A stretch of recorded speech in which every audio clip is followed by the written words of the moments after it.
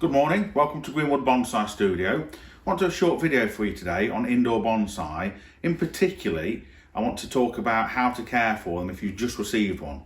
We're just coming up for Christmas here and we've sold quite a few trees in the run up to Christmas, and you may well be lucky enough to receive a bonsai tree for Christmas from a friend or relative, and you might be there thinking, what do I do with it? How do I look after it? So we just want to give you a few pointers and tips to keep your tree healthy and so that it can prosper for many years to come.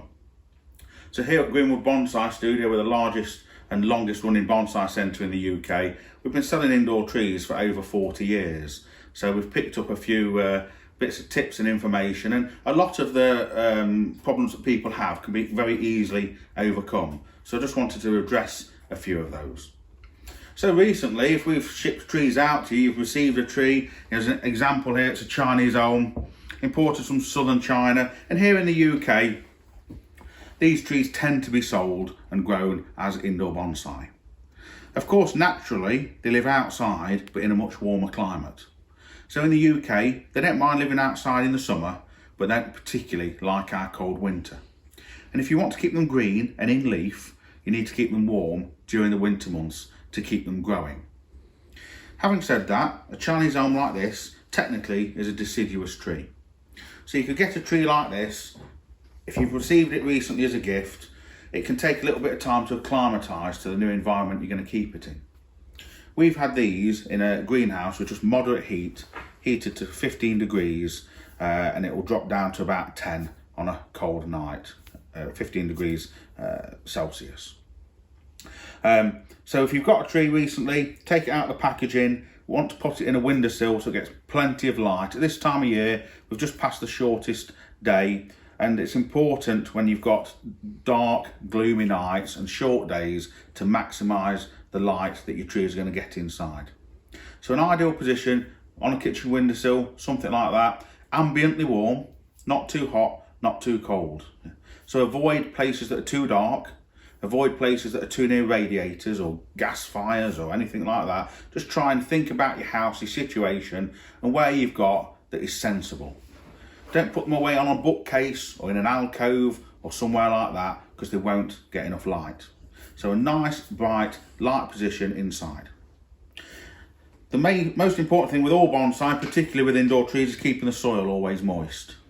When we ship our trees out, we wrap the soil in cling film so it retains moisture during the shipping and transportation process. It's important to unwrap that, and then you can see if the soil is moist, and if it wants watering, then give it some water. A tree like this, I would advise you to check the moisture level of the soil every day. Just make sure it's got some moisture to it and it's not too dry. If it's a bit dry on the top, then I'll just take this tree, lift it to a draining board, water it from above, just normal water, doesn't have to be anything special. Just water it from above till the water is draining out the holes in the bottom of the bonsai pot. Let it drain and then pop it back on the windowsill. Watering bonsai, indoor trees like this, if you're new to bonsai, it's not a daunting thing. It's quite an easy process to do, but it is the thing that people struggle with. It's probably the easiest way to kill a bonsai, it's just lack of water. So make sure you don't fall into that trap. Make sure you check it every day. It's not a big job, just check it to make sure it doesn't require any more watering. The trees that we've sent out recently have all been trimmed before we send them. So trees like this that have got a long bit of growth on, we would ordinarily spend a few minutes just trimming them and tidying them up prior to dispatch. But if you've perhaps had one, you've not bought one from me, you might have bought one from a local garden centre or something, there might be some of these long shoots on it. And if there is, you can just tidy them up with a pair of scissors at this time of year, give it a little trim and tidy up. That's not a problem at all. So also with these trees, you've got that inside a nice bright position. It is natural that they'll drop a few leaves. Leaves don't live forever, and if you look at this tree here, there's some of the old leaves are just going a little bit yellow. That one's gone a little bit yellow here, look, and over the next few weeks that'll go yellow and it will fall off. There's another one here on this tree, look, just gone yellow, and this is going to fall off. Obviously if this was outside it'll blow away in the wind and we'd never even notice it. But inside, it's just a matter of removing these every few days. And you can sometimes find that they drop a few leaves as they're getting used to the new environment. So that's not necessarily anything to worry about. Because these have been in a light, bright greenhouse and then they've moved into your home situation, they can take that as an opportunity to just drop a few of the old leaves. And on this one, you can see, although it's dropping a few old ones, new ones are emerging. Look, at these tips, there's lots of little new shoots coming out. So it might go through winter, it might drop 15 to 20% of the old leaf. And as long as new ones are coming out, nothing at all to worry about. Here's a couple of examples of Chinese elm bonsai, probably the most popular indoor bonsai in the UK. So many of you, if you've received a tree for Christmas, it could well be a Chinese elm. A few other types that are worth mentioning. I've got a tree of 1,000 stars. It's called a Sarissa, and it's quite a popular tree because of the flowers. You can see this one's got a little white flower on the tip there, and another one coming here. And again, they're quite easy to grow. As they send long shoots out, we can just give them a little bit of a trim back to keep them tidy. We'll keep those long ones with the flowers on, and we can trim them back once it's finished flowering. So they're quite an easy tree to look after. And a couple of really easy ones to look after is a Dwarf Jade or Porticularia. And these are semi-succulent, so they store a lot of moisture within the foliage. So these don't need watering quite so often. So whereas most bonsai would need watering inside probably every couple of days or so, depending on how warm it is where you're keeping it, these can go a little bit longer. So if you want a more low maintenance tree, or you want one to keep in the office or something and you're not there at weekends, then this is potentially a good tree to buy for that sort of environment. And also another popular tree here in the UK is a dwarf ficus, a dwarf fig.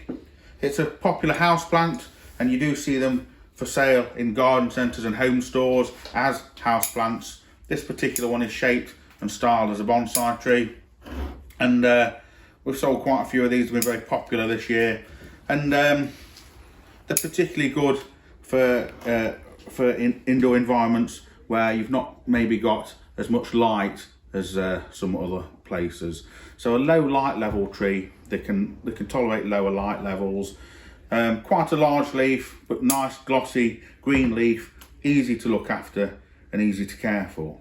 So once you've got your tree situated inside, you're keeping it well watered, what other things do you need to know? Well, you will need to feed them to keep them healthy, so that they grow well in the coming months. We tend to use Fosmag. It's a granular fertiliser. It's available on our website. Just sprinkle a pinch of it on the soil surface. So pop this sort of size, like a pinch or half a teaspoon. You sprinkle it on the surface, and it's a slow release granular fertiliser. So every time we water this tree, a bit of that will dissolve into the water and it'll wash down into the soil. Some people prefer to use a liquid fertiliser, and we use and sell this crystal plant food. And if you would rather mix up a liquid feed to water onto your trees, then that is also worth looking into. But if you look after your trees with watering and feeding and pruning, and we've got customers bringing these Chinese elms up to us that they bought off us 30 years ago. They've had them inside for 30 years with the right care and attention. They grow really well. Most of these trees that we've sent out recently, they're all potted into bonsai pots. They can stay in those pots for at least a year, so you don't have to worry about repotting them straight away. But they'll want repotting either into fresh compost or sometimes into a larger pot in about a year or two, depending on the species. So if you've recently received a tree from us, or you've recently received a tree for Christmas, I hope it's given you, this video has started you off, giving you a few pointers of where to keep your tree, what to expect from it, and how to look after it. Thank you very much.